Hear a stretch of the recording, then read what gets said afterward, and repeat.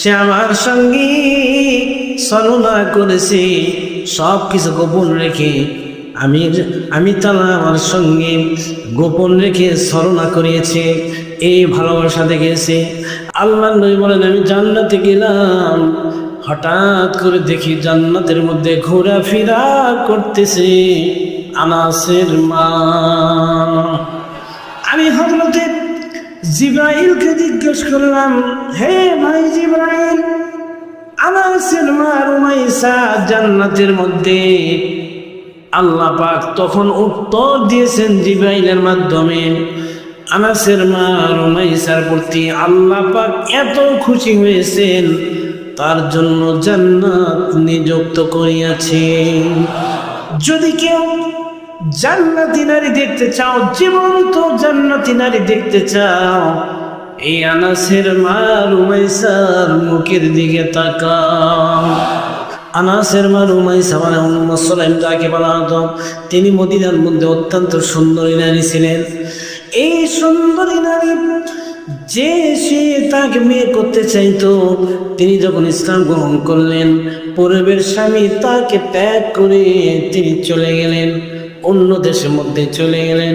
অন্যান্য মেয়েদের চাইতে আনাসের মা সুন্দরী ছিল, এই জন্য মদিনার পুরুষরা তাকে অনেকে বিয়ে করতে চেয়েছিলেন। এক পর্যায়ের মধ্যে হযরত তালহা রাদিয়াল্লাহু তাআলা তিনি তখন ইসলাম গ্রহণ করেন নাই। তিনি হযরতে উম্মে সুলাইমকে বিয়ে করার জন্য প্রস্তাব দিয়ে দিলেন। উম্মে সুলাইম বললেন, তালহা রে, এই মদিনাতে আমাকে অনেক পুরুষ বিয়ে করতে চেয়েছে, আমি কারোর কথাই রাজি হই নাই, তোমার কথা রাজি হতে পারি যদি দুইটা শর্ত তুমি পূরণ করো। এই দুইটা শর্ত তুমি যদি পূরণ করতে পারো রে তালহা, অবশ্যই তোমাকে আমি স্বামী হিসেবে মানব। শর্ত কি? এই দুইটা শর্তের মধ্যে এক নাম্বার শর্ত, তালহা রে, তুমি তো এ পর্যন্ত মুসলিম হও নাই, আর আমি কালেমা পড়েছি। তুমি যদি মুসলিম হতে পারো, তুমি যদি কালেমা পড়ো, তাহলে অবশ্যই তোমার জন্য আমি রাজি আছি।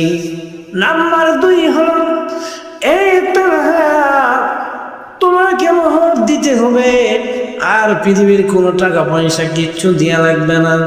তোমার মোহরের যে বিনিময়, সেইটা হবে কালেমা লা ইলাহা ইল্লাল্লাহু মুহাম্মাদুর রাসূলুল্লাহ।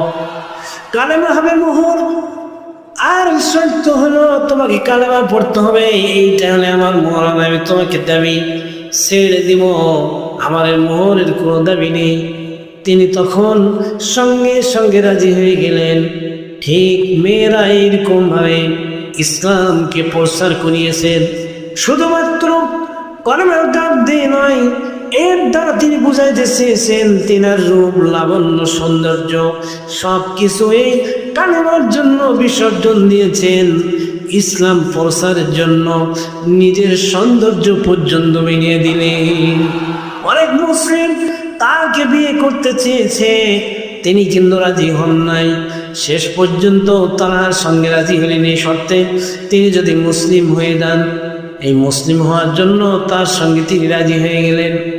আজ যদি ইসলামের জন্য, মুসলিমের জন্য, ইসলাম প্রচারের জন্য এইরকম জীবন, যৌবন, ধন সম্পদ সব কিছু দেওয়া লাগে, যেই নারী যেই পুরুষ দিতে পারবে, আল্লাহর নবী গ্যারান্টি, ওই নারী এবং পুরুষ আমি নবী একসঙ্গে জান্নাতে থাকব।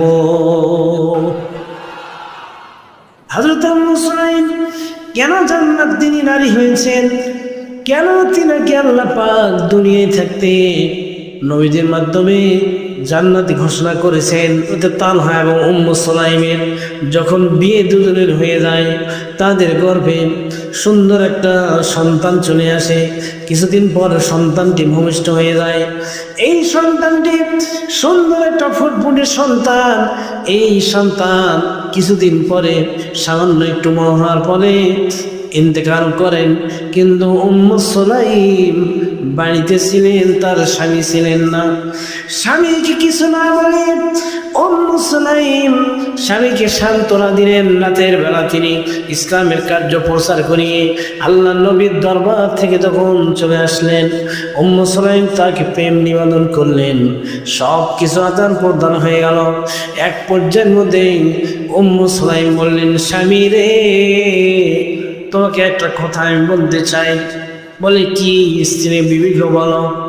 এবার উম্মু সুলাইম বললেন, ধরেন তোমাকে কেউ একটা জিনিস দিয়েছে, আর সেইটা যদি নিতে চায় তাহলে তাকে দেওয়া যাবে কিনা।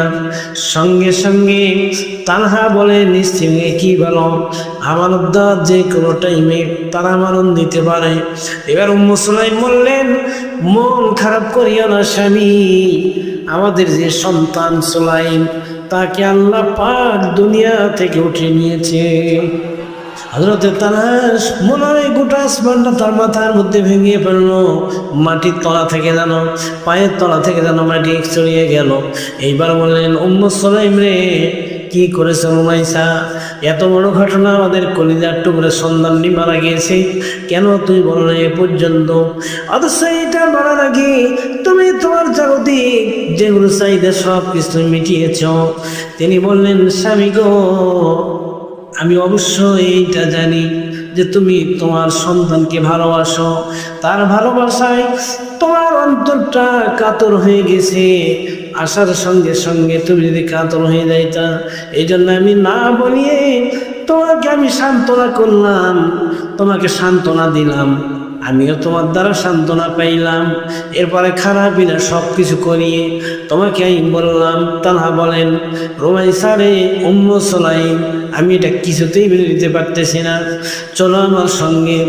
উভয়ে গিয়ে আল্লাহ নবীর দরবারে কি বিচার দিলেন, ইয়া রাসূলুল্লাহ, আমার সঙ্গে আজকে রুমাইসা এরকম ভাবে সে আমার সঙ্গে ছলনা করেছে, সব কিছু গোপন রেখে আমি তালহা আমার সঙ্গে গোপন রেখে ছলনা করিয়েছে, এই ভালোবাসা দেখেছে। আল্লাহ নবী বলেন, ও তালহা, মনে রেখো, রুমাইসা উম্মু সুলাইম যে ব্যবহার তোমার সঙ্গে করেছেন, এটা আমি নবী ঘোষণা দিলাম। তোমার সঙ্গে যে ব্যবহার তোমার স্ত্রী করেছে, এর বিনিময়ে আল্লাহ পাক তোমার স্ত্রীর প্রতি খুশি হয়ে জান্নাত নির্ধারণ করেছে।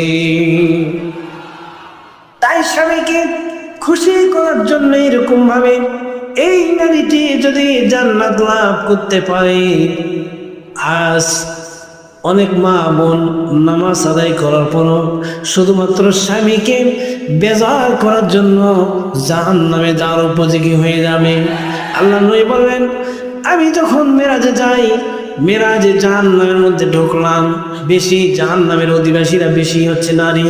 আমি জিজ্ঞাসা করলাম, হে জিবরাইল, কেন নারীরা জাহান্নামের মধ্যে বেশি? হযরত জিবরাইল বললেন, নারীরা জাহান্নামে যান বেশি যাওয়ার কারণ দুইটা। এক নম্বরে স্বামীর যত অনুদান সব কিছুকে তারা অস্বীকার করে। নাম্বার দুই, যত স্ত্রীর লোক বেশি জাহান্নামে যাবে, এর কারণ হইল তারা যখন কোনো মানুষের সঙ্গে ঝগড়াঝাটি লাগে, অভিশাপটা বেশি করে দিয়ে দেয়। এই দুইটা কারণে নারীরা জাহান্নামে বেশি যাবে। তাই এই হাদিস থেকে আমাদেরকে শিক্ষা নিতে হবে, আমাদেরকে এটা বুঝতে হবে যে যদি জান্নাতে যেতে চাই, অবশ্যই স্বামীকে খুশি করার দরকার আছে। অবশ্যই যদি কারোর সঙ্গে কথা হয়, কখনোই মানুষকে অভিশাপ দেওয়া যাবে না। এগুলোর থেকে যদি কোনো নারী বাঁচতে পারে, আল্লাহ নবী বলেন, ওই নারী আর আমি জান্নাতে যাওয়ার জন্য তাকে গ্যারান্টি দিয়ে দিলাম, একসঙ্গে পাশাপাশি জান্নাতে থাকবো।